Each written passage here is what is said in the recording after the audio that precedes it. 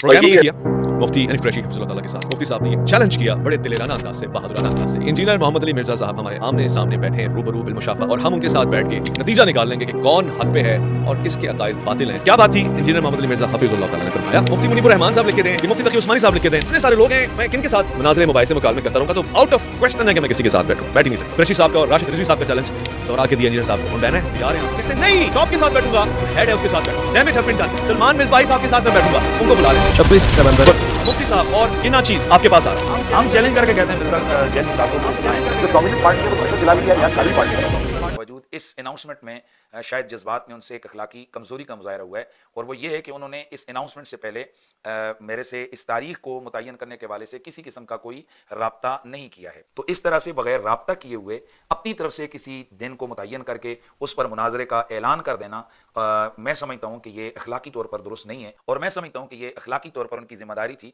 कि वो अनाउंसमेंट से पहले मुझसे फ़ोन करके पूछ लेते कि क्या मैं 26 नवंबर को मुनाजरा करने के लिए अवेलेबल हूँ भी, या मैं मौजूद ही नहीं हूँ और वो अनाउंसमेंट कर रहे हैं। मुमकिन तौर पर मैं बैरून मुल्क तबलीगी दौरे पर हो सकता था, और ऑलरेडी मैंने 26 तारीख के 26 नवंबर और इसके आगे पीछे की तारीखें खिताबात के लिए मुख्तलिफ जगह पर दी हुई हैं।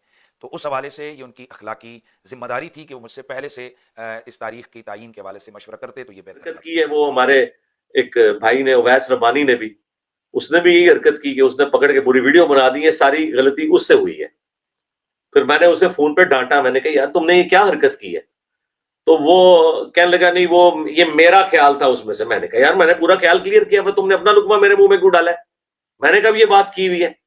तुम्हें पता है कि मैंने ये कहा था कि उससे पुरानी कमिटमेंट थी, मैं इस तरह नहीं किसी के साथ मिलता, तो तुमने जानबूझ के अपना लुकमा मेरे मुंह में डाला। तो मैंने उसे फोन पे काफी डांटा था इस वाक़े के ऊपर कि तुमने जो हरकत की। मैंने तो डांटने पे इत्तेफाक किया और कोई वीडियो नहीं उसके ऊपर बनाई।